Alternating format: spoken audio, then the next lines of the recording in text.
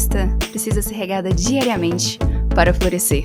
É por isso que em nossos episódios vamos estar conversando sobre como podemos fielmente nos apegar ao nosso Criador para florescermos em meio ao mundo caído.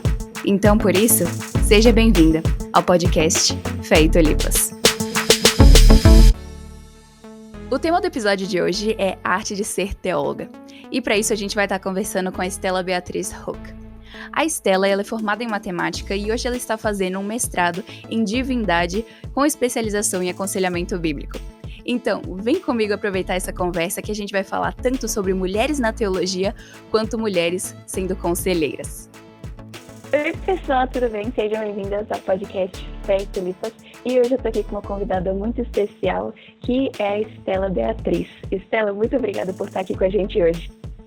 Obrigada a você, Rebeca. É um prazer muito grande, é uma alegria mesmo. Eu já te acompanho no Instagram, eu vejo quanto você é dedicada e realmente quando você me chamou para conversar com você, para ter esse bate-papo gostoso, eu fiquei muito alegre, eu me senti um pouco não pronta para tal desafio, mas eu acredito que o Senhor guia todos os nossos passos, então para mim é realmente uma alegria, né, poder não só acompanhar os outros podcasts, mas agora estar conversando com você. Então, muito obrigada por me receber. Stella, você é a pessoa perfeita para esse tema. Quando eu pensei em você, o tema eu pensei assim, tem que ser esse. Que a gente vai estar conversando hoje sobre a arte de ser mulher e teóloga. Então, a Stella, eu vou pedir para você se apresentar um pouquinho, falar quem você é e o que você faz para alguém que às vezes ainda não te conhece. Então, meu nome é Stella Beatriz Hook, eu sou casada com David, eu sou casada tem 1 ano, eu moro nos Estados Unidos, eu faço seminário, estou fazendo meu mestrado em aconselhamento bíblico, se Deus quiser, estou terminando, graças a Deus. É muito bom, tem sido uma caminhada muito edificante. Eu tenho formação em matemática na UNB, Universidade de Brasília. Eu sou originalmente do Brasil, né? E eu venho de uma família muito grande, eu tenho 6 irmãos. E até que nos ajudou o Senhor, basicamente. É isso, eu e meu marido, a gente não sabe aonde a gente vai, aonde Deus vai nos mandar, mas a gente é confiante, né? Tem a confiança de que Deus faz as coisas na hora certa e a gente está preparado para ir para onde Deus mandar. Então, talvez a gente volte para o Brasil, talvez a gente fique nos Estados Unidos. Nosso desejo é ir para o campo missionário, onde quer que isso seja. Então, é isso, um pouquinho de mim.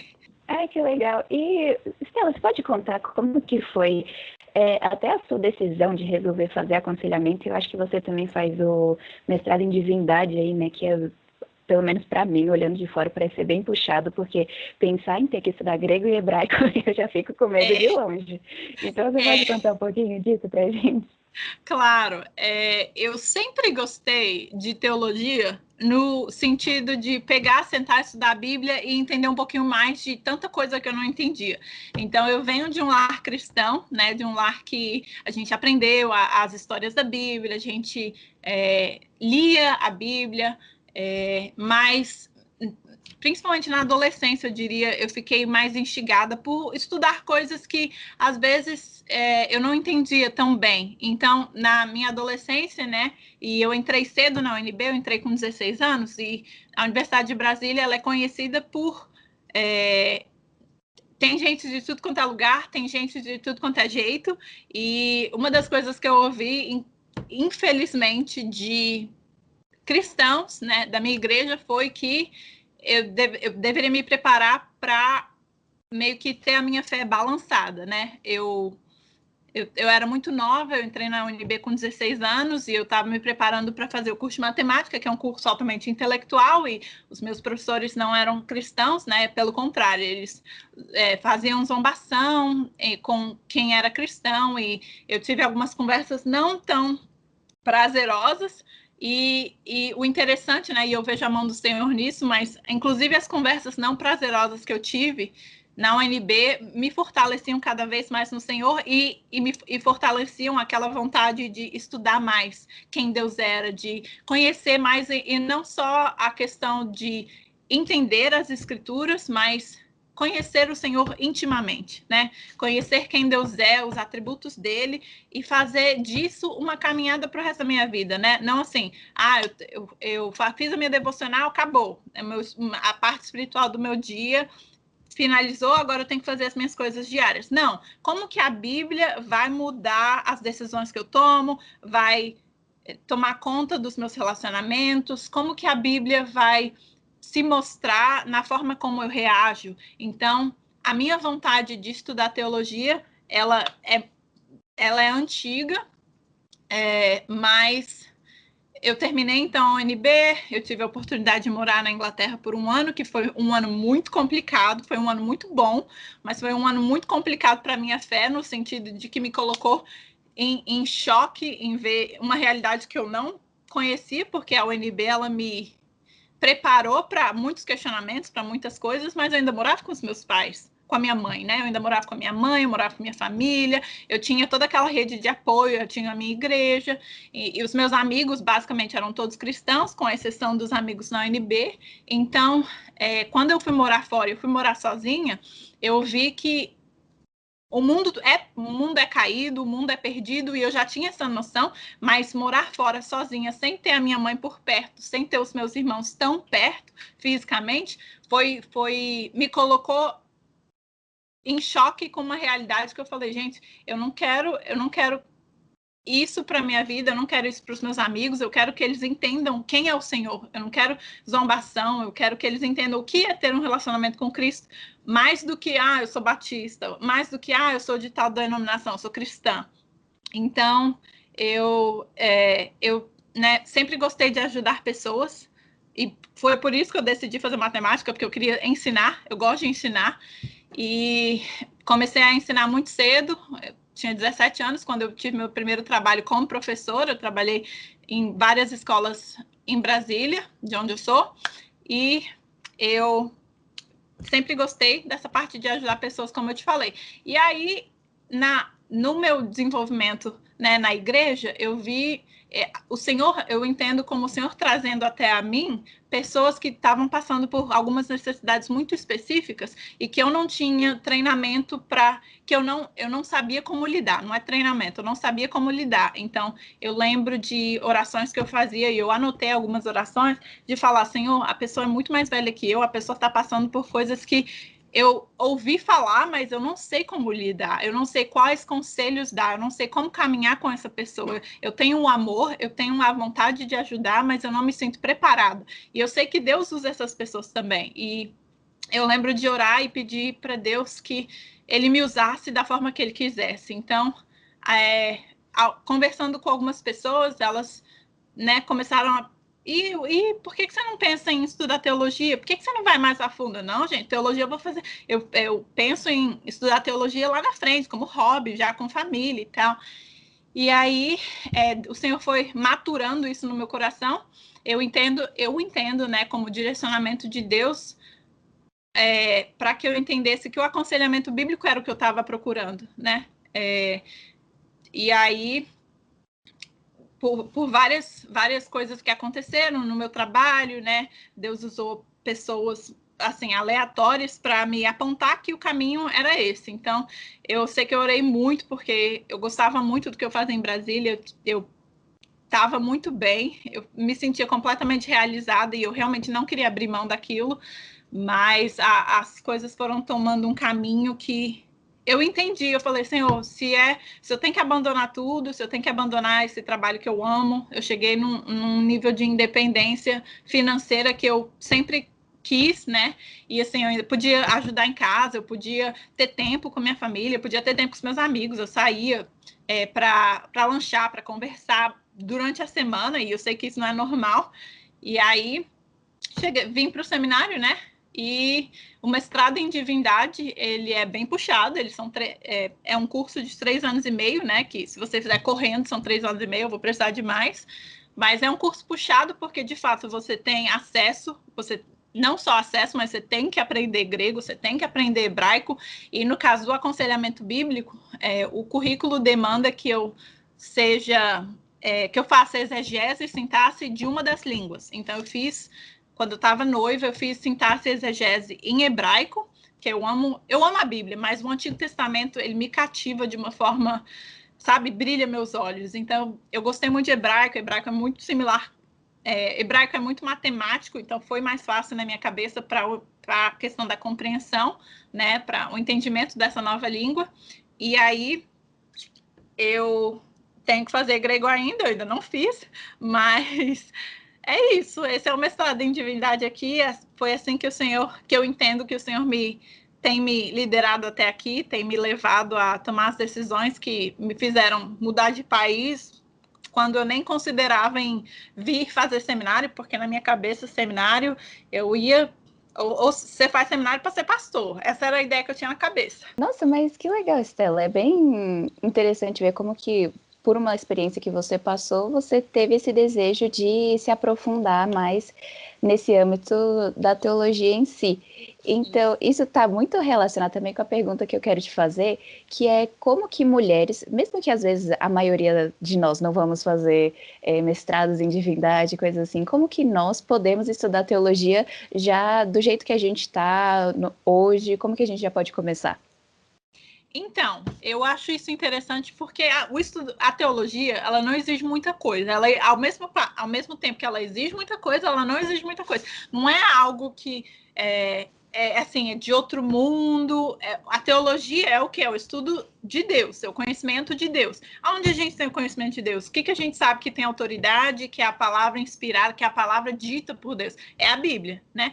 Em Timóteo a gente vê Paulo falando que toda escritura é inspirada por Deus. Toda escritura, eu tenho uma versão um pouquinho mais antiga, que ela fala que ela é breathed out, que ela é tipo, são as palavras faladas de Deus. Então eu gosto muito dessa tradução, porque realmente passa a ideia perfeita no grego de que tudo o que a gente tem hoje, tudo que a gente entende hoje como a Bíblia, é a palavra de Deus. E é a palavra que muda quem a gente é. Então, a teologia, se a gente se propuser a sentar e estudar a Bíblia, entendendo o que a Bíblia nos dá, né, o que é a provisão, eu entendo a Bíblia como a provisão que Deus nos deu para conhecê-lo melhor, né? Então, se eu quero entender quem Deus é, eu preciso ter o domínio bom disso daqui. Eu não consigo saber quem Deus é se eu não paro o que eu estou fazendo, se eu não devoto o meu tempo, se eu não tiro tempo para estudar isso daqui. Eu não consigo saber quem Deus é se eu não estiver disposta a desenvolver um relacionamento com Ele. E esse relacionamento, ele independe de eu estar fazendo um curso de teologia ou eu trabalhar em tempo integral, né, 40 horas por semana, eu ter filhos, eu ser solteira, eu ter uma profissão que exige demais de mim, como eu tenho amigas que são enfermeiras e elas nunca fizeram teologia e elas têm um entendimento muito robusto da Bíblia. E porque a gente vê que a caminhada delas com Deus é uma caminhada constante, é uma caminhada diária e é uma caminhada que ela muda quem você é. Porque a gente vê que o nosso maior problema é a gente mesmo. Então, a partir do momento que eu entendo quem Deus é, eu consigo ver quem eu sou melhor. E eu gosto muito, eu sei que não é exatamente a pergunta que você me fez, mas isso me faz lembrar do que Calvino fala no início das Institutas dele, né? No livro Institutas. Ele fala que a partir do momento que a gente olha para si, e aí a gente olha para Deus, e aí a gente olha para si de novo, aí sim a gente tem um melhor entendimento de quem Deus é. E a gente tem um melhor entendimento de nós mesmos também. Porque o entendimento de Deus e o entendimento de quem a gente é, eu não gosto muito da palavra autoconhecimento, porque ela tem uma carga extremamente pejorativa, negativa. Então, eu gosto de falar do conhecimento próprio, né? Então, o conhecimento de Deus e o conhecimento de quem a gente é, eles são coisas unidas. São coisas que são entrelaçadas. Então, a partir do momento que eu gasto tempo, que eu coloco tempo de qualidade para estudar a Bíblia, eu estou conhecendo quem Deus é. Eu estou conhecendo um pouquinho melhor dos atributos dele, da natureza de Deus. Então, a gente não precisa ir para um seminário para conhecer Deus. Eu já tive exemplos, eu sou novinha, eu tenho 28 anos, e eu já vi gente que nunca fez seminário e tem uma vida tão piedosa, tem uma caminhada com Deus tão perto, que me faz orar, me faz pedir, Senhor, me faz ser assim também, não, que eu não precise dos 4 anos que eu vou gastar no seminário para desenvolver esse tipo de relacionamento, porque relacionamento é algo que precisa ser buscado ativamente. Então, se você tem um melhor amigo, você não consegue ter um melhor amigo se você fala com ele uma vez por mês. Um melhor amigo, você vai pelo menos mandar mensagem, você vai falar, e aí, tava pensando em você, isso me fez lembrar de você. É uma coisa que demanda atenção, demanda empenho, e você tem prazer em fazer isso. Então, às vezes, o conhecimento, ele pode ser levado só como, vou aprender hermenêutica, eu vou aprender diferentes doutrinas, eu vou aprender diferentes coisas, mas o conhecimento deve te levar a entender quem Deus é. Esse é o propósito. Então, ele vai te fazer ter um relacionamento com Deus. E a teologia é isso. Então, eu realmente, como você falou, eu não preciso ir para seminário, eu posso, na minha caminhada com Deus, em meia hora, em 1 hora, que eu paro tudo que eu estou fazendo, que a minha atenção, que o meu foco, que o zelo que eu tenho pela Bíblia vai me guiar, eu vou sentar, eu vou estudar e eu vou começar por Gênesis, ou por aonde você quiser começar. Mas, assim, é o sentar e o estudar da Bíblia, ao mesmo tempo que você tem a dependência do Senhor. Então, eu costumo dizer que é a vida na Escritura, né? O tempo que você passa nas Escrituras e a dependência que você tem do Senhor, que só vem através de oração. Você precisa, são os 2 pilares que eu costumo dizer, vida nas Escrituras e dependência em oração. Então, você não consegue ter um conhecimento de Deus bom se você não tiver esses 2. Você precisa de dependência do Senhor, porque é em oração que o Senhor vai te mostrar aspectos do seu coração, que às vezes você tá, mas eu já li a Bíblia de cabo a rabo, eu já li a Bíblia, sabe, de Gênesis ao Apocalipse, eu já li tudo e eu entendo tudo. Então, vamos lá, como a Bíblia tem mudado o seu coração? Como as doutrinas que você estudou têm mudado o seu coração? É isso que em oração Deus vai me mostrar. E Deus vai me mostrar em oração, Deus vai me mostrar através da palavra dele, Deus vai me mostrar através dos meus relacionamentos. Então, os meus pais vão dizer as coisas que eu preciso melhorar, as coisas que eles entendem que não pertencem a um cristão. Meu marido, os meus amigos. Então, essa dependência que em oração eu vou entender que eu preciso ter de Deus. E Deus vai usar, Deus ele vê o nosso coração melhor do que a gente mesmo, e ele vê o coração contrito que está em busca de crescer, né? A gente lê em Oséias falando, conheçamos e prossigamos em conhecer ao Senhor. A gente vê em Tiago, se alguém tem falta de sabedoria, peça a Deus, porque Deus dá livremente.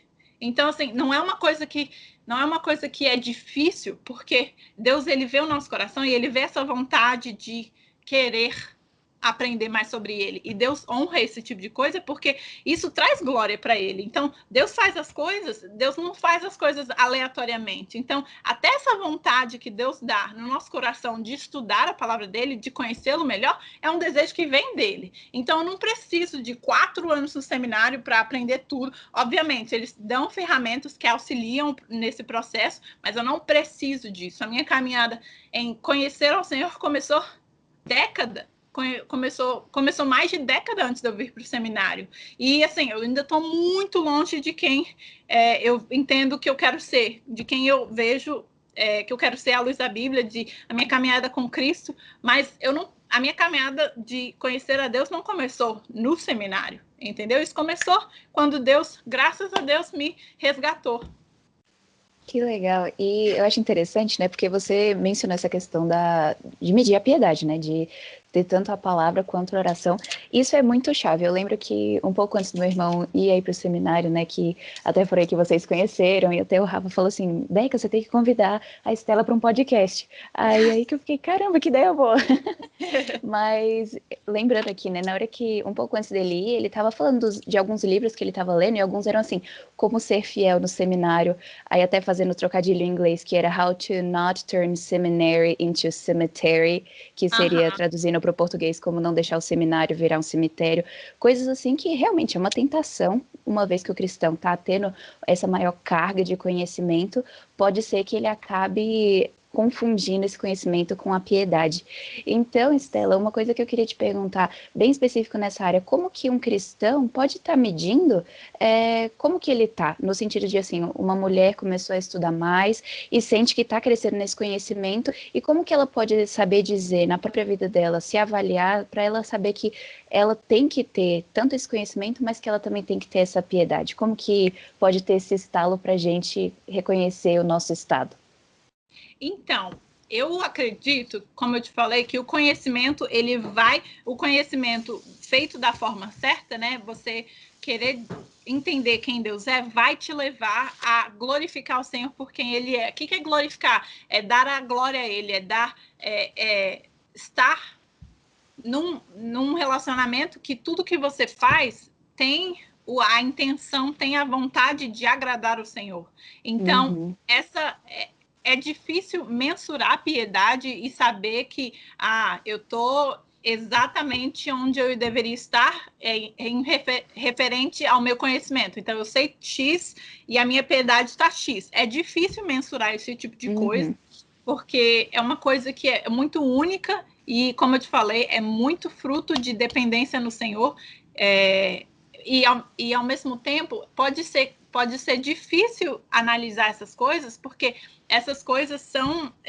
Deus abre os nossos olhos de formas que a gente não consegue ver antes de acontecer. Então, às vezes, eu tenho um estalo que eu realmente acredito que é o Espírito Santo trazendo à memória coisas que, às vezes, eu nem tinha ideia de que estava acontecendo no meu coração. E, assim, sabe aquela coisa de antes do pecado vir à tona e se manifestar em uma ação? Eu vi o meu pensamento.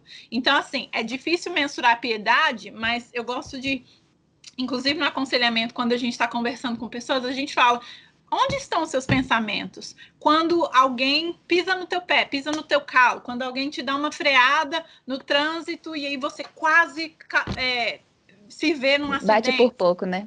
Isso, quando alguém te corta, quando alguém te contradiz em qualquer coisa, pode ser uma coisa pequena, pode ser uma coisa grande, você entra na defensiva ou você coloca a sua mente ativamente a pensar o que é bom, o que é agradável, o que é amoroso.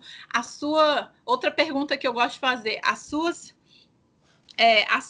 para onde a sua mente vai quando coisas ruins acontecem com você? Então, eu estou passando por uma necessidade emotiva, né?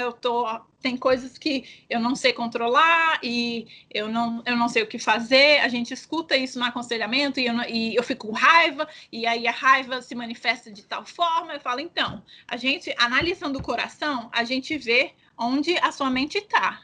E essa piedade, apesar de ser difícil de mensurar, a gente consegue meio que destrincar de onde que esses pensamentos estão vindos. No coração, por que você tem essa reação e não essa? E a gente sabe que, no fundo de tudo, o coração fala, a boca fala que o coração está cheio. Então, às vezes, a gente nem precisa, como eu te falei, a gente nem precisa expressar algo, mas a gente, na nossa caminhada com o Senhor traz esses estalos. O Senhor, às vezes, a forma como eu lido com uma resposta meio maldada que o meu marido me deu, assim, fez uma brincadeirinha com sarcasmo. Alguém na rua falou, alguém na rua me falou, eu estava no supermercado e aí aconteceu uma situação não muito legal. A forma como eu reajo a essas coisas diz muito sobre o meu entendimento do Senhor e o meu entendimento de quem eu sou. Então, ao mesmo tempo que eu sou pecadora e e o pecado sendo resultado de ações como essas, não ser algo completamente, né, de outro mundo, é natural, porque a gente é pecador, a gente também precisa entender que a gente tem a outra natureza, né? A gente agora deve desenvolver o quê? A gente tem a mente de Cristo. A gente tem que ser o aroma de Cristo. Então, a piedade, ela é muito difícil de ser mensurada por conta de ser uma coisa tão, assim, ela é tão sutil, porque ela é manifestada nas reações, nas nossas emoções, nos nossos pensamentos, na forma como a gente reage quando as pessoas nos colocam na defensiva, ou quando a gente, né, é o centro das atenções. O que acontece? Quando a gente está em conflito, como que a gente reage? Então, assim, é sutil, mas dá para entender que, independência do Senhor, a gente consegue pedir ao Espírito que nos traga esses momentos de, gente, eu não, me falaram, me deram uma palavra mais difícil de ouvir e foi assim que eu reagi. Então vamos lá, eu não vou contra a pessoa que falou o que não era devido. Eu vou primeiro entender como meu coração, por que meu coração está dando esse tipo de resultado? Por que eu, em vez de eu ficar, de eu estender graça, eu, num estalo, que tive vontade de ficar com raiva e falar, qual o seu problema? Porque essa é a nossa reação natural. Então, assim, a batalha das duas naturezas o conhecimento, ele deve estar sempre nos ajudando nessa batalha, porque a partir do momento que a gente renova a nossa mente, né, como a gente lê em Romanos 12, a gente renova a nossa mente no Espírito, a gente está alimentando a natureza de Cristo. Então, a piedade, ela se manifesta nesses momentos quando o que a gente falou, alguém contradiz, ou quando, nessas pequenas situações que acontecem todos os dias. Para quem tem filho, quando um filho faz exatamente o que você falou que ele não deveria fazer. Eu fico assim, gente, o coração humano, ele é tão pecaminoso que a criança tem 6 meses de idade e você já vê que ela está assim, testando limites. Ou então, para quem é solteiro, às vezes você está tendo uma dificuldade com um amigo e você não consegue, tipo, você está com muita raiva e aí, eu vou evitar, porque é melhor. É melhor? Ou você está achando a forma mais fácil de lidar com o problema? Em vez de evitar, vamos analisar teu coração. E é uma coisa que é difícil a gente fazer com outras pessoas, porque, né, o orgulho, às vezes, nos deixa na defensiva. Não, eu vou fazer isso com Deus. E quem melhor que Deus para sondar o nosso coração e falar, realmente, você não apenas é orgulhosa, mas você precisa entender que a mente de Cristo, que o Senhor Jesus Cristo, ele foi o quê? Ele foi extremamente amoroso, extremamente gracioso. Significa que a gente vai deixar barato as coisas que são intencionalmente feitas para o mal, né? Jesus Cristo, ele é amoroso, mas ele também é muito firme.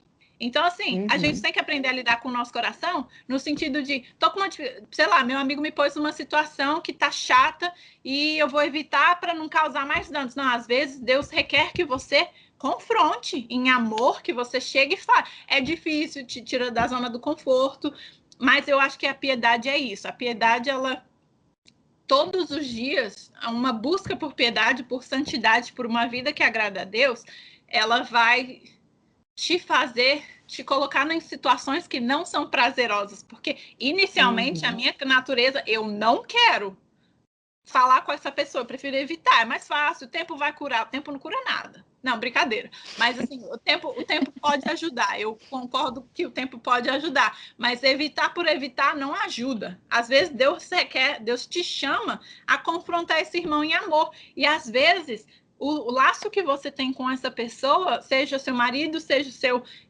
o seu chefe, seja o seu colega de trabalho, seja o seu amigo na igreja, esses laços, eles são fortalecidos quando a pessoa entende que você está chegando nela com amor e com uma vontade de ajudar, sem posição de superioridade. Então, inclusive, a piedade é manifestada na forma como você interage com as pessoas, na forma como você fala, então, eu não gostei do que aconteceu, senta, conversa, coloca, sabe, expõe o que a Bíblia diz, o o que você entende que deveria ter acontecido naquela situação e não aconteceu. Então, eu acho que a gente, no seminário, eles falam muito que o conhecimento de Deus, né, a teologia, te deve levar à doxologia, que é a glorificação do Senhor. Uma adoração também, né? Adoração, exatamente essa palavra. Muito acostumado com inglês, às vezes fica difícil de voltar a procurar as palavras em português. Verdade. E uma coisa interessante que você tinha falado, né, e que agora você também concluiu com esse pensamento, de que uma boa teologia necessariamente deve produzir uma boa piedade. Uma piedade em si, né? Não, boa Sim. piedade, ficou meio redundante. Mas uma coisa que me lembrou é aquela famosa frase do John Piper, né, que ele fala, teologia fraca produz mulheres fracas. Então, como que, por exemplo, muitas vezes a gente escuta assim, teologia é coisa para homem estudar, a mulher vai estudar só sobre feminilidade bíblica, sobre essas outras áreas, mas o homem vai direto na teologia em si. Como que a gente pode ter um pensamento, tanto esse de juntar a teologia com a piedade, para a gente ter essa força de vontade para, como mulheres, estarmos estudando a teologia? Então, como a gente pode ter? Eu acredito que a Bíblia e os dois pilares, né, que eu falei antes, eles são fundamentais. Então, a partir do momento que eu coloco disciplina, que eu coloco devoção, que eu coloco persistência, porque tem dia que a gente, né, mulher tá com os hormônios tudo malucos e eu não tô afim de ler minha Bíblia, eu não tô afim de trabalho, eu não tô afim de fazer nada. Mas a persistência. Então, a frase que você falou do Piper eu também gosto muito, porque a gente precisa entender que feminilidade, que você entender o seu papel como mulher, né? Não só como mãe, não só como, mas assim, mulher, que é o que você tem falado tanto, que eu tô gostando demais.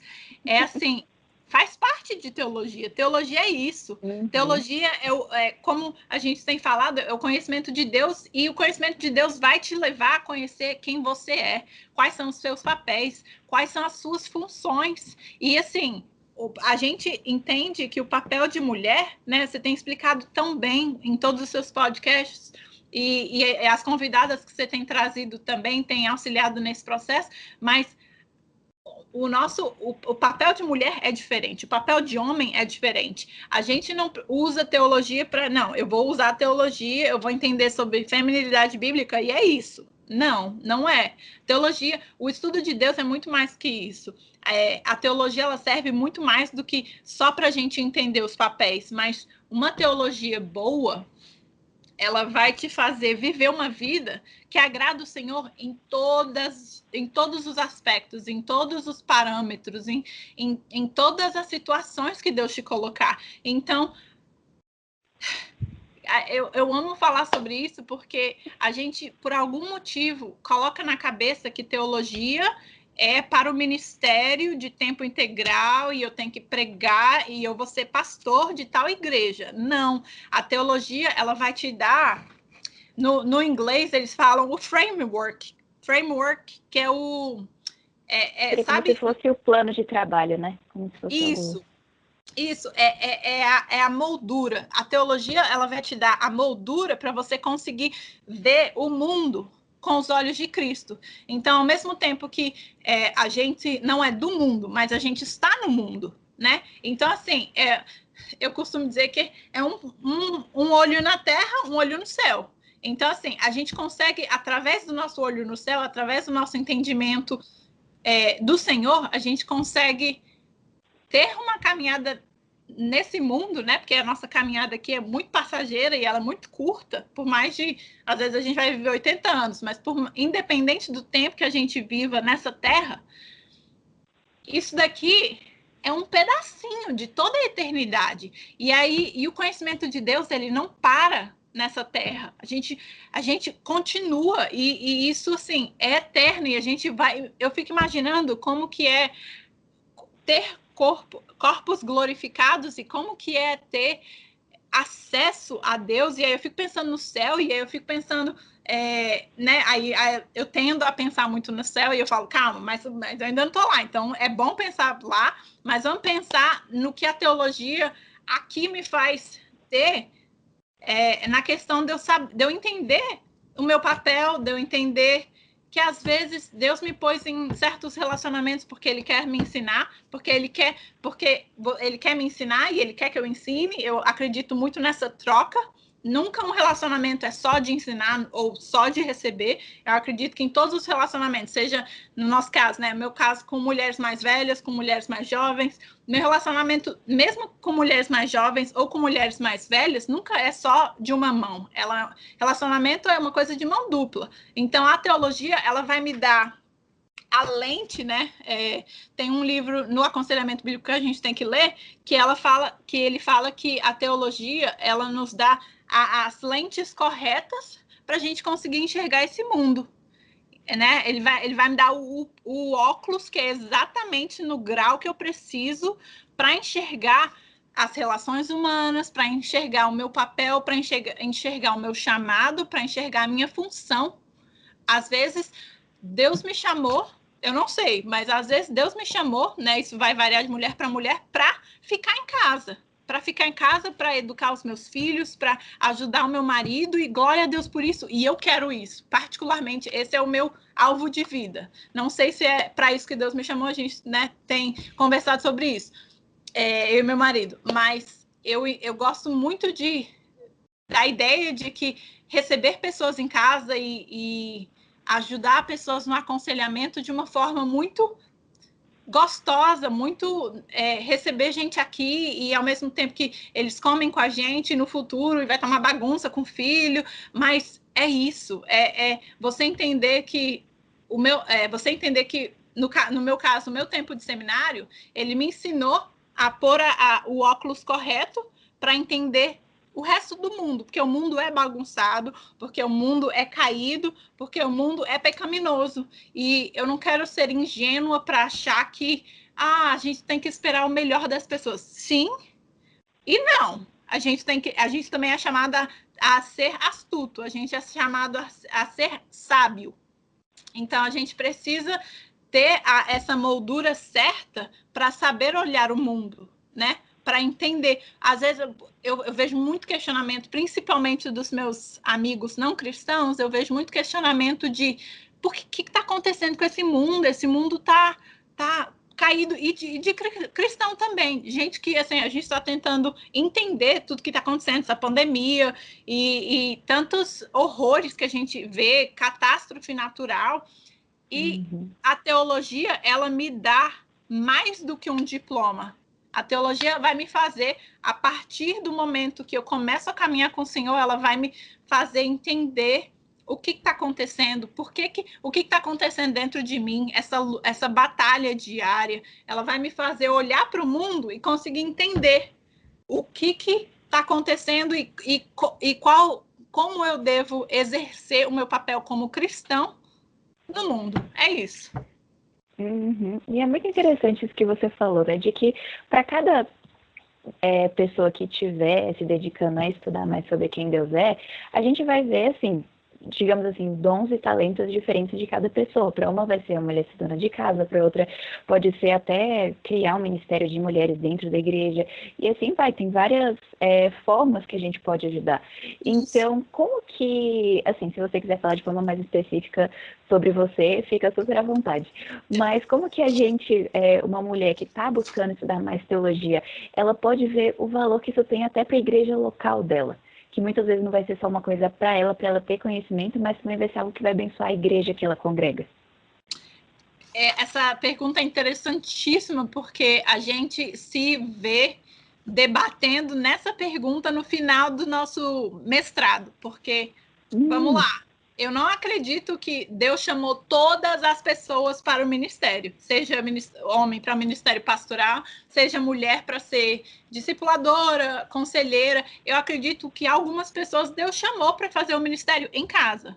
Não um ministério só na sua família, mas para você abrir as portas da sua casa e para a sua casa ser um lugar de refrigério, para ser um lugar de consolo, para ser um lugar seguro, que as pessoas outras mulheres vão ter acesso e vai ser gostoso de receber gente em casa. Então, eu não acredito que todo mundo foi chamado para o ministério, e a gente debate muito essa questão, porque às vezes eu vejo algumas pessoas que ficam um pouco decepcionadas. Terminei o seminário, não sei o que fazer. Uhum. Vamos lá, você terminou o seminário, você não sabe o que fazer. Mas Deus te chamou para atuar onde você está. Eu acredito que se Deus te chamou para um lugar específico, hoje em dia eu moro nos Estados Unidos. Então, aqui nos Estados Unidos, Deus me chamou para exercer o papel que ele me deu. Qual é esse papel? Às vezes não significa que eu vou trabalhar aqui, eu vou terminar o seminário, e aí a igreja que eu congrego vai me chamar para ser conselheira em tempo integral ou em tempo parcial, e esse vai ser meu papel, essa vai ser minha tarefa. Não, às vezes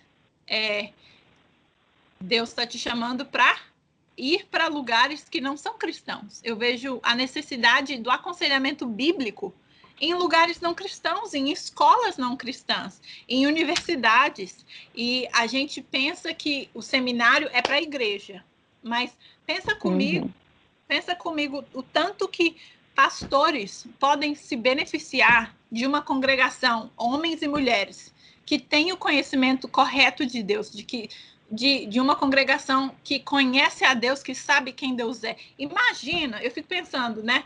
Imagina uma igreja que o pastor tem várias pessoas na congregação que estão em busca ativa por conhecer o Senhor. Imagina o tanto de problema a menos que a igreja vai ter. Imagina o suporte que esse pastor vai ter, né? Imagina, por exemplo, a gente sabe que pastor tem uma carga enorme, né, de coisas para fazer, de pessoas a lidar, de pessoas com quem aconselhar, de problema, de administração e tanta coisa. Imagina se, vamos dar um exemplo muito específico, né, que eu já vi acontecendo, e assim, foi maravilhoso experimentar isso. O pastor, eu não consigo, né, uma pessoa chegou, eu preciso de aconselhamento, eu queria ser acompanhada mesmo, porque eu estou tendo dificuldade para lidar com situação X, e aí o pastor fala, eu sei pessoas na minha congregação que podem te ajudar com isso, eu vou estar, né, vai ser prazer para mim fazer isso, mas se você quiser, eu posso te indicar alguém que, mas a pessoa não faz isso em tempo integral, mas eu sei que ela busca o Senhor, eu sei que ela conhece quem Deus é e que ela vai ser capaz de te ajudar nessa caminhada, porque a teologia, o conhecimento de Deus, ele vai te fazer querer caminhar com pessoas, porque é caminhar um com o outro que vai moldar o caráter. Então, para o pastor, isso é para a liderança da igreja, né? Não só necessariamente o pastor, mas imagina que o pastor tem essa possibilidade, que ele tem um grupo de conselheiros na igreja que ele pode falar, eu sei que essas pessoas vão gostar muito da ideia de caminhar com você. Às vezes, uma mulher está passando por algo específico e ela quer ser acompanhada por outra mulher, porque às vezes o homem não entende a forma como a gente reage às coisas. Às vezes é difícil para eles entenderem, porque Deus nos fez desenhadas diferentes. E aí, em vez do pastor ter que acompanhar essa mulher, o casal, ele indica alguém da congregação dele que não faz isso profissionalmente, mas tem o conhecimento de Deus para fazer. Então, o seminário, a teologia, ela vai muito mais do que um cargo que a gente tenha, de uma função específica. E eu vejo que Deus, a caminhada humana, né, ela tem vários relacionamentos em diversas esferas, e Deus poli o nosso caráter. Eu nem sei se eu conjugo esse verbo dessa forma, mas a polidez que tem, né? Pensa em diamante. Você consegue polir um diamante sem outro diamante, sem as ferramentas necessárias? Não, é necessário muito atrito, é necessário caminhar junto. Então, às vezes, uma pessoa que não está no ministério de forma integral, você não costuma pensar nela como alguém a quem você deveria recorrer, mas ela pode ser muito bem e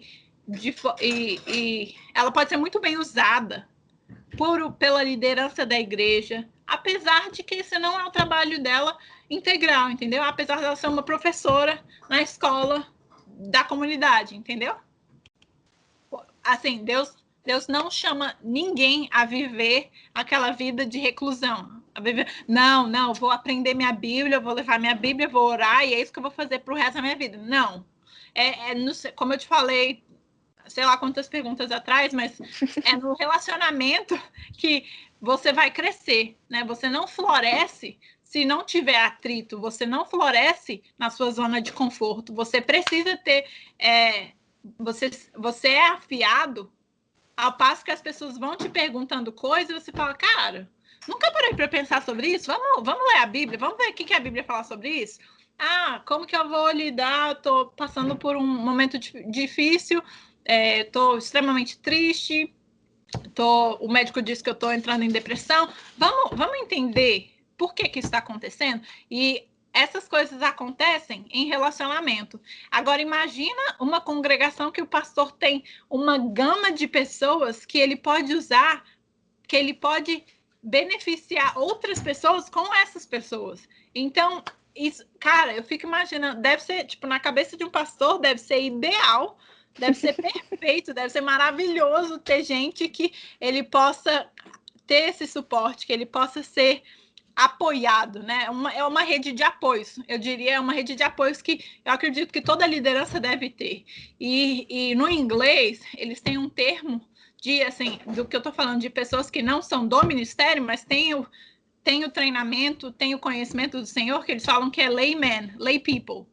Então, assim, na congregação, tem a liderança e tem a lay people, né? As pessoas que não são chamadas para o ministério de tempo integral. E ainda assim, a congregação se beneficia extremamente de ter pessoas assim, entendeu? E tem uma, você falou de casos específicos, tem uma congregação, tem uma igreja, relativamente, ela não é muito grande não, mas é relativamente grande, né? Estou falando aí de 400, 500 membros. É grandinha. Grandinha, né? Uhum.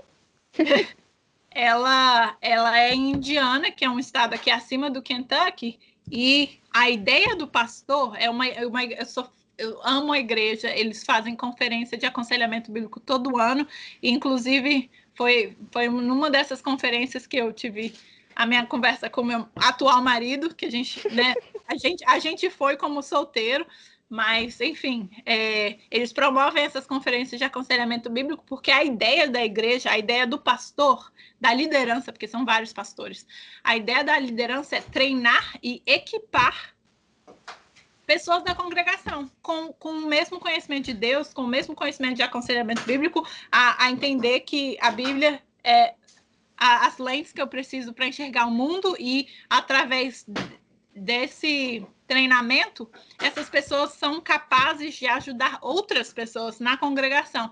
Então, é uma igreja extremamente forte teologicamente, porque não é o pastor só que sabe quem Deus é, não é só o pastor que tem um relacionamento com Deus. Não, as pessoas da congregação dele estão ativamente buscando a face do Senhor, e elas querem viver para a glória do Senhor. Então, nessa caminhada, Deus vai adicionando outras pessoas que precisam de acompanhamento, que precisam de aconselhamento.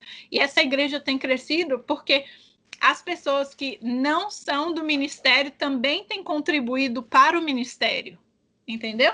Então, eu sou, assim, apaixonada nessa igreja, e eles são fenomenais, e tudo que eles falam, assim, na questão de como fazer, né, para esse tipo de igreja florescer, né, para outras igrejas buscarem essa ideia, e foi um questionamento que eu e meu marido, que a gente trouxe para a igreja que a gente congrega hoje em dia. Por que a gente não pensa na questão de equipar as pessoas da congregação a fazer aconselhamento? Porque o aconselhamento, ele não é... Ele pode ser o profissional, eu tenho um mestrado, eu vou fazer isso com você, mas é o conhecimento de Deus que muda as pessoas, que muda a situação, que muda o coração das pessoas, primordialmente. Então, as igrejas podem se beneficiar demais de gente que não foi chamada para o ministério em tempo integral, que é pago, que, né, pertence à liderança. Não, elas dão o apoio que a igreja precisa. E é interessante que, eu não sei qual desses autores, eu não sei se foi às vezes o David Paulison, que citou de uma igreja que eles abrem, fazem aconselhamentos gratuitos para pessoas que não são da igreja, para pessoas Isso, que estão passando por perto, para elas também poderem estar vendo. E como que isso é uma, assim, uma oportunidade de evangelismo, assim, exato. maravilhosa. Maravilhosa. Imagina as pessoas caminharem até você falando, eu preciso de ajuda. E gente não cristã, gente, tudo que eu pedi a Deus é gente assim, porque tipo, é oportunidade na sua mão de você falar, essa aqui, deixa eu te mostrar quem Deus é. Deixa eu te explicar por que você está passando por isso. Deixa eu te explicar por que a vida está difícil. Deixa eu te explicar por que tem certas coisas que a gente não entende. E assim, que oportunidade de pregar o evangelho, de fazer a diferença na sua comunidade. Você falou de cristão, não cristão, é isso. E eu sei que essa igreja, eles fazem isso também. Então, é muito capaz Então, de estar citando o mesmo exemplo. pois é, pode ser mesmo. E uma coisa, Estela, até falando assim mais na área do aconselhamento bíblico, que também é grande parte do que você está estudando para conseguir exercer. Como que todos os cristãos, assim, a gente tem que ter uma mentalidade de que todos nós, querendo ou não, nós somos chamados a aconselhar uns aos outros, não é só para quem estiver fazendo um mestrado nisso. Então, como que a gente pode ter essa visão, assim, no nosso dia a dia, da gente conseguir ter um momento intencional de querer aconselhar outras pessoas biblicamente? Então, eu acho que isso é uma pergunta muito boa, porque ela nos faz pensar nas prioridades do nosso dia a dia. É uma pergunta que, assim, como que a gente gasta as nossas 24 horas? Eu costumo dizer que tempo é questão de prioridade. Então, assim, todo mundo, Deus dá 24 horas para todas as pessoas vivas nesse mundo. Todas as pessoas que estão vivas. Então, a forma como eu gasto as minhas 24 horas, obviamente, é diferente da forma como você gasta. Às vezes eu estou estudando uma coisa específica, você está editando um vídeo. Às vezes meu marido está trabalhando e eu estou vendendo carne, é o meu trabalho, eu trabalho no supermercado. Então, assim, a forma como a gente gasta o mesmo tempo que Deus nos deu é diferente, né? Então, como que a gente pode fazer isso no dia a dia? Priorizando. Eu sei que é difícil, é uma luta que a gente tem que pedir muita sabedoria ao Senhor, porque a gente também tem nossas responsabilidades, né? Eu preciso trabalhar para pagar as minhas contas, eu não consigo viver sem trabalhar, porque senão eu não vou ter como pagar a luz da minha casa, a internet, para falar com vocês. Então, a gente tem as nossas responsabilidades diárias, mas a gente precisa entender que algumas coisas, elas não são prioridades. Por exemplo, eu sou muito chata porque eu consigo pensar em como a gente vive a era do entretenimento. Então, eu consigo pensar em exemplos de gente, eu conheço gente, assim, amigos, pessoas próximas, pessoas que a gente vê no aconselhamento que gastam 3, 4, 5 horas no Instagram. Gente, Instagram é maravilhoso. Eu conheci você, o seu Instagram, por conta da sua plataforma, né? Eu conheci a sua plataforma em si e eu vi o tanto que você põe tempo e tal. Então, assim, Instagram é bom, tem tanta coisa de hobby. Eu estudo fisioterapia, eu estudo exercício físico, como que isso é interessante na forma como a gente pensa, na nossa vontade diária de levantar, e não é tudo, né? E no aconselhamento a gente vê muito que o corpo ele é muito entrelaçado, então é corpo, alma e espírito.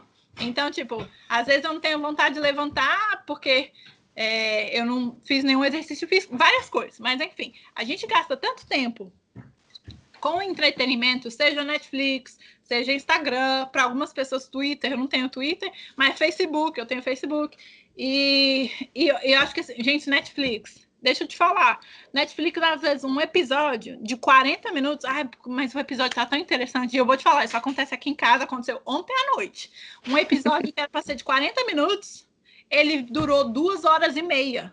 Pergunta quanto tempo que eu tenho para... Quando que eu posso ficar gastando esse tanto tempo na frente da Netflix? Tipo, as coisas que eu deixei de fazer porque eu fiquei presa num episódio que levou a outro episódio, que levou a outro episódio. Eu terminei assistindo 3 episódios. Final das contas, eu fui dormir super tarde. Eu e meu marido, a gente foi dormir super tarde. Então, a gente define como a gente vai gastar as 24 horas que a gente tem. Então, por exemplo, às vezes eu vou dizer não ao Instagram. Eu não sou a melhor pessoa com o Instagram, porque eu esqueço de postar. Às vezes meu celular, eu passo 12 horas, meu celular tá do outro lado da casa e eu nem escuto. Minha mãe fica brava com isso, que eu tava tentando te ligar. Mas às vezes a gente passa tanto tempo assistindo Netflix, às vezes a gente devota tanto tempo para fazer coisas boas. Vamos lá, eu posso gastar 5 horas lendo livro, que, assim, é hobby, não é necessidade, porque não é coisa do seminário, mas eu preciso. Assim, Deus chama o ser humano para viver, a gente aqui fala vida na vida, vida com vida. Então, tipo, eu preciso de outras pessoas. Então, eu gasto todo o meu tempo com o meu marido, dentro de casa, fazendo o que eu quero, ou eu abro as portas da minha casa para receber pessoas que, às vezes, não tem com quem passar o ano novo. Por quê? Vou dormir. Não, mas vamos conversar, vamos jogar, vamos assistir coisa, vamos trocar ideia. Então, assim, não é uma pergunta fácil, porque requer uma autonegação, né? Não, mas eu quero, não tenho tempo nenhum para ficar no Instagram. Então, às vezes, as prioridades do nosso tempo, elas vão dizer muito quem a gente é, o que a gente está atrás do que, né? Eu estou atrás de santificação. E eu sei que para eu ser santificado, eu sei que para eu crescer, eu preciso dependência do Senhor, eu preciso de outras pessoas, eu preciso, sabe, às vezes do insight da minha mãe, que eu estava conversando com ela, e aí ela me fala como o meu pensamento está amadurecido em comparação a 5 anos atrás, e a gente vê como essas coisas acontecem por conta de relacionamento humano. Então, eu preciso negar, às vezes, algumas vontades que eu tenho para abrir a minha casa, para sair, para conversar com as pessoas e para poder fazer do aconselhamento algo do meu dia a dia. Então, assim, às vezes eu preferia estar em casa, tranquila, né? Só o dia foi muito complicado, muito corrido. Não, eu vou ligar para fulano, porque eu sei que fulano está passando por uma necessidade, tá passando por um tempo difícil, não é nada impossível, mas eu sei que a minha amiga, o carro dela tá para quebrar. E aí ela fala que assim, ela tá indo para o trabalho e tá tranquilo. E aí eu mandei uma mensagem para ela. Eu preferia estar em casa de boa, sem fazer nada, ou lendo as minhas coisas, mas eu vou ligar para ela, vou perguntar se o carro dela funcionou, eu vou perguntar se ela precisa de uma carona. Mas eu vou ter que acordar cedo para dar carona para a menina. Uai, mas é isso, a gente precisa se negar mais do que a gente normalmente se nega, entendeu? Eu vejo que a caminhada cristã, ela é muito... Você se nega, porque é negar e tomar a sua cruz, né? E às vezes tomar a cruz, ela pode se manifestar, ela pode ser algo que se manifesta na sua vida dizendo não ao Netflix, porque fulano precisa de alguém para desabafar. Não fiz nada, a pessoa só desabafou. Isso já foi tão importante para ela. Eu fiz um muffin, porque eu tive 30 minutos e aí deu certo. E eu fiz um muffin, e aquilo fez, assim, a diferença no dia da pessoa. Eu realmente estava precisando conversar com alguém, eu precisava que alguém me ouvisse, que alguém me escutasse. Eu precisava sentar e conversar com um irmão em Cristo. Eu fiz muita coisa? Não, assim, depende. Se você falar que eu deixei de assistir meu Netflix, pode ser muita coisa. Mas não fiz nada. Então, assim, são coisas que, nossa, eu vou negar a minha própria carne. Mas quando a gente pensa na esfera maior, né? Sai do plano temporal e pensa no espiritual, pensa no todo. A gente também vai dar conta, quando Deus nos chamar para casa, quando Deus nos levar, a gente vai dar conta de como a gente administrou o nosso tempo. Então, o aconselhamento no dia a dia, às vezes, ele é muito simples. Ele é eu saber que alguém tá difícil, a pessoa tá mais chorosa, e eu vou ligar e falar, então, vamos conversar, vamos tomar um café? Mas eu preferia estar passando tempo com meu marido. Sim, mas eu também sou chamada a edificar o corpo de Cristo, então vamos fazer isso também? E isso foi interessante, que eu até estava lendo num livro esses dias, um livro do Donald Whitney, que ele estava falando sobre a questão do jejum, e ele estava assim, muitas vezes o jejum você vai ficar sem comer uma refeição para que você possa ter tempo de aconselhar alguém, de ter esse momento com outras pessoas. Então até, sei lá, às vezes o dinheiro que a gente gastaria comprando almoço, a gente vai trocar e vai usar esse dinheiro para abençoar outra pessoa. Isso. Usar de maneira intencional a própria disciplina que o Senhor nos deu para agir dessa forma, fazendo um aconselhamento com as outras pessoas. Eu amei essa palavra que você falou. É uma palavra que, assim, eu acho que eu falo tanto que eu tava até falando pro David. Eu falei, eu cansei, porque as pessoas devem estar assim, minha filha, você só fala sobre intencionalidade. A forma como a gente usa o nosso dia a dia, ela tem de ser intencional. Né? O que você falou, ser intencional com pequenas atitudes, ser intencional em como eu vou organizar o meu dia a dia para ter janelas que eu possa estar com pessoas, que eu possa ser edificada, que eu possa edificar, é intencionalidade.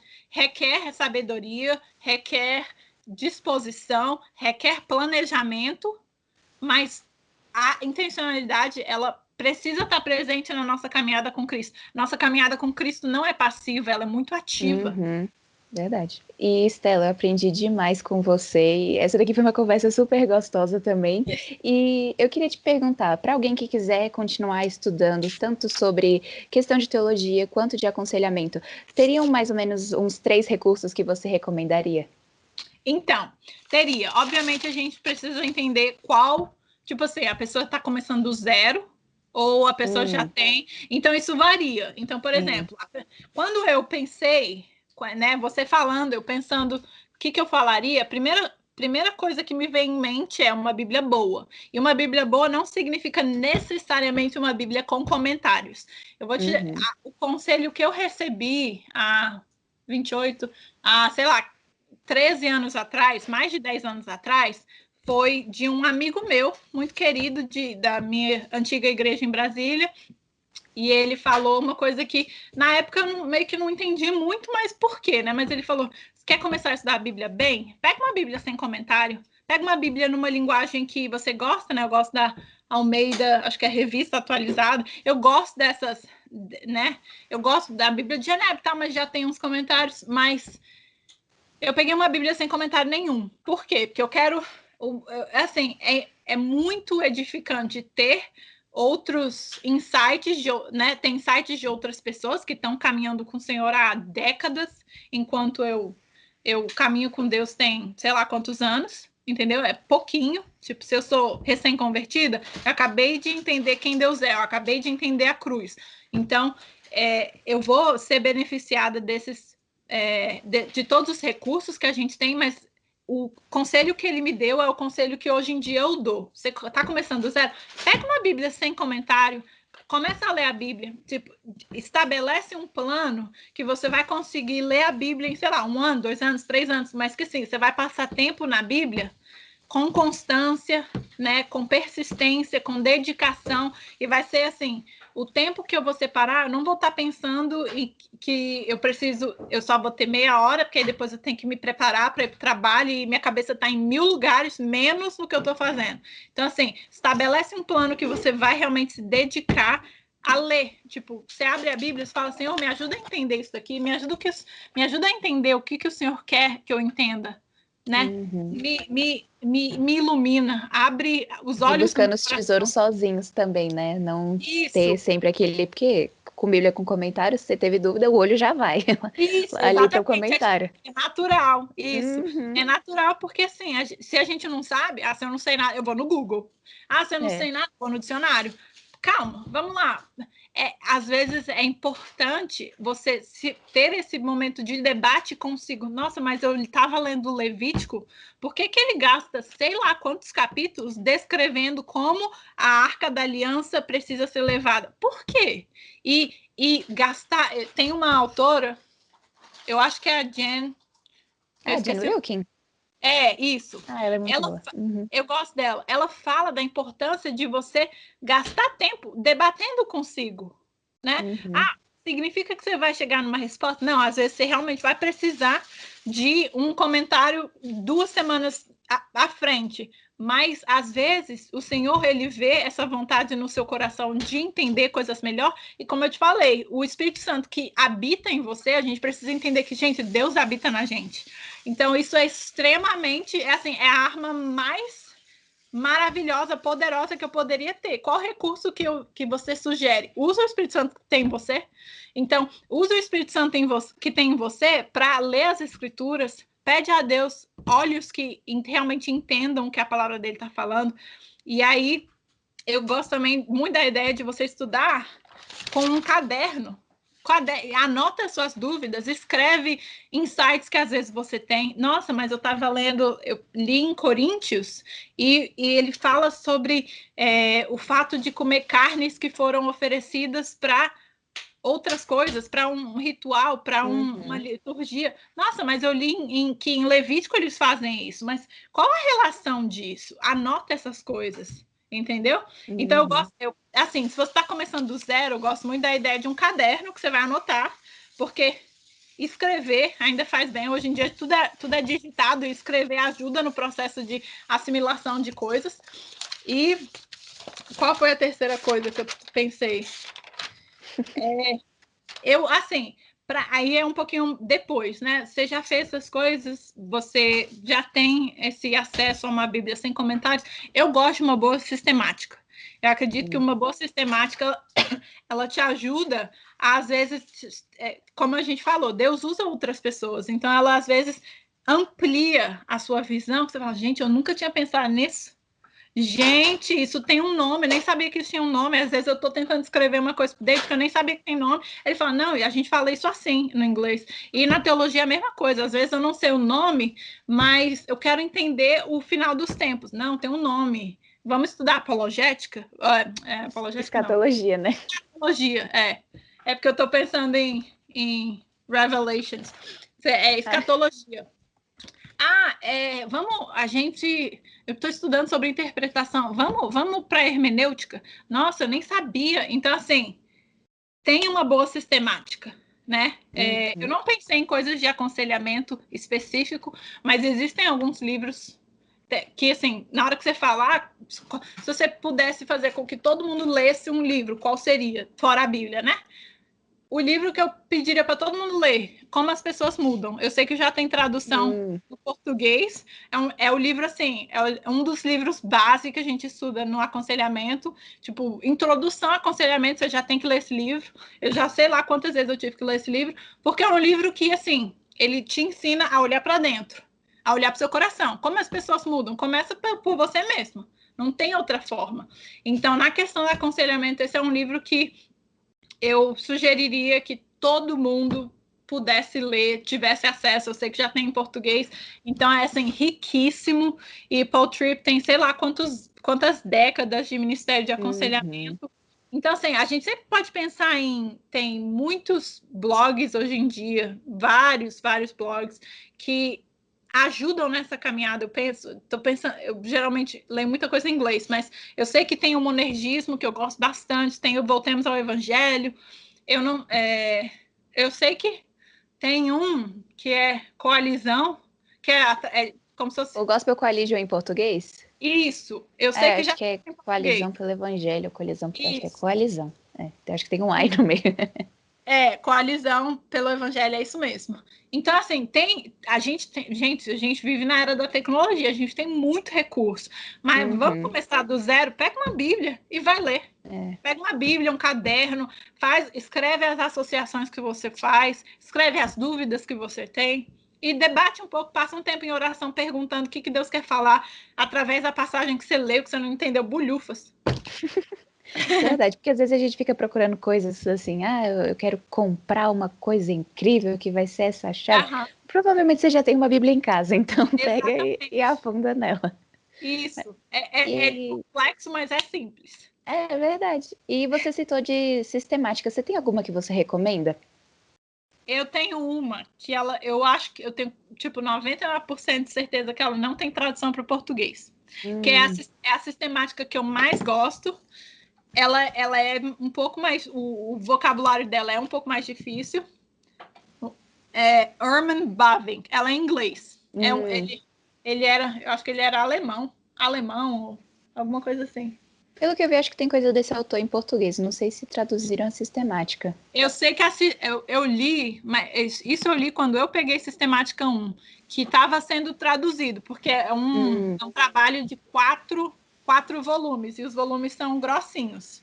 Mas na época, quando que eu também peguei Sistemática? 2019. Eles estavam traduzindo os volumes para o português, mas ainda não tinha data para publicação. Mas tem coisa dele em português. É a sistemática que eu mais gosto. Ah, legal. A segunda sistemática que eu acho que eu tenho quase certeza que tem em português é a do Frame, John Frame. Eu não vou saber de cabeça se tem. Mas pode ser que tenha. Eu acho que tem porque a Norma Braga cita ele. Entendi. Então, eu acho que tem. Então, são as duas sistemáticas que eu gosto. A gente aqui em casa tem a do Gruden. Essa tem em português. Que tem. Ela é boa. Poucos professores aqui usam, mas eu sei que alguns professores usam. Ela é boa, mas eu prefiro essas outras duas. Não, mas é super legal. Essas daí já dá pra gente ter uma ideia e já ir buscando em torno disso. E, Stella, pra gente fechar nossa última pergunta, quais são 3 pequenas alegrias que você tem? Tipo, na vida? Então, eu gosto... meus amigos, as pessoas que me conhecem sabem que eu sou uma pessoa que ri muito facilmente. Então, assim, eu tava pensando... E, gente, eu acho que risada é uma coisa que, assim, eu valorizo demais, porque a gente inclusive no aconselhamento, vê que a vida não é fácil. Tipo, a vida, ela tem coisas muito complicadas, tem doenças muito difíceis de serem tratadas, tem coisa que, às vezes, é uma doença que mexe com o espiritual, que mexe com o emocional, que mexe com o físico. Então, a vida não é fácil. Eu costumo dizer, a vida é difícil. Então, eu valorizo muito a bobeira. Eu costumo falar, a simplicidade, assim, você ri das coisas mais simples, das coisas mais, sabe, que coisa besta. Quando eu vejo, eu gosto muito de, às vezes, uns memes que eu falo, gente, não faz sentido nenhum, mas eu rio. Piada de pai, né? Tipo isso. E assim, a minha segunda alegria seria a pessoa com que hoje em dia eu mais rio das coisas mais bestas e, assim, momentos aqui em casa que às vezes a gente faz brincadeirinha e, assim, besteira mesmo de cantar música errada, e aí o David ele acha engraçado, porque, assim, eu escuto muita música, mas eu não gravo as letras, porque eu escuto tanta música que eu não... Aí, sabe quando você canta a letra errada? E ele acha super comédia, porque ele achava que eu fazia isso só em inglês. Eu falei, meu filho, tem muita música em português que eu também não sei as letras. Então, eu tava tocando música aqui um dia desses, e eu comecei a cantar, só que tudo errado, né? E eu tava cantando só a melodia, mas não tava cantando palavra, não fazia sentido nenhum. E aí ele começou a rir, ele falou, nossa, eu achava que você só fazia isso em inglês. Eu falei, não, eu faço isso em qualquer língua, porque eu não tô pensando na letra, eu tô pensando, né, eu sei a melodia e tal. Então, assim, a simplicidade. A vida já é difícil. Vamos tentar levar a vida da forma mais leve que tem, porque ela já é difícil em si. Então, vamos tentar olhar com um pouco mais de simplicidade, com um pouco mais de leveza, eu falei a bobeira, né? Silly. Você rir das coisas mais bestas que tem. Falei o David, uma alegria que, assim, veio numa hora que eu nunca achava que viria, porque eu realmente não estava pensando em casar, não estava sonhando com isso não estava na minha cabeça, e ele é o maior presente e a maior alegria hoje em dia que eu posso pensar. E eu estava pensando sobre isso, eu diria que relacionamento, de uma forma geral, é uma alegria para mim, porque, assim, relacionamento é outra coisa que não é fácil. Mas não é fácil por quê? Porque tem você nele. Então, tipo, por que às vezes está tendo conflito, tem dissensão na igreja? Porque aonde a gente vai, tem um pecador, nem que seja você. Então, assim, eu costumo pensar que relacionamento é algo que me faz crescer demais, porque geralmente tem algum conflito, porque pode ser o seu melhor amigo de 20 anos, alguma hora você vai ter um desentendimento, e é nesse desentendimento que ou você vai florescer ou você vai reagir da forma que você não deveria reagir, e você não vai crescer, você não vai exercer o fruto do Espírito que você deveria estar exercendo. Então, relacionamento, hoje em dia, é a coisa que eu vejo que o Senhor mais tem usado na minha vida para me fazer crescer, para promover o florescimento, entendeu? É assim, é relacionamento, é gente, os meus irmãos, são os meus irmãos falando coisas que eu devo melhorar, é o meu marido falando, por que você me deu essa resposta meio, sabe? E aí nossa, é mesmo, da onde que vem isso? E aí, a pergunta que ele fez por conta do relacionamento que a gente tem, que me faz analisar meu coração e a ver coisas que eu nem sabia que tem no meu coração, e aí eu começo a trabalhar isso. Então, assim, é uma pequena alegria muito grande, porque eu vejo que é a ferramenta que Deus tem usado na minha vida, assim, de forma mais clara. Entendeu? A coisa mais visível para promover santidade na minha vida, né? Porque, assim, como a gente falou, eu posso ler a Bíblia, posso passar tempo em oração, mas Deus vai usar essas coisas e Ele vai usar essas coisas em relacionamentos também. Então, as pessoas vão...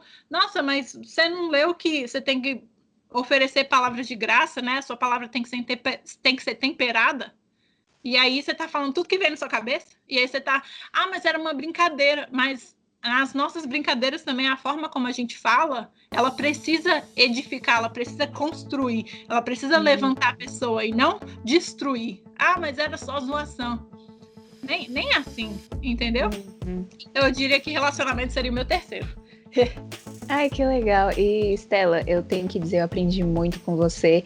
E muito obrigada por ter feito parte desse podcast. Foi uma alegria muito grande ter você aqui. Querida, você é uma flor que eu tenho tanta admiração e eu oro pedindo a Deus que Ele continue te dando o sustento, sustento espiritual, sustento emocional, sustento físico, porque eu sei que é difícil, às vezes você tem que fazer edição que é longa e você tem que cuidar de uma plataforma que requer muito tempo. Então a minha oração é que Deus continue usando o seu ministério e o que você tem feito para ajudar tantas outras pessoas.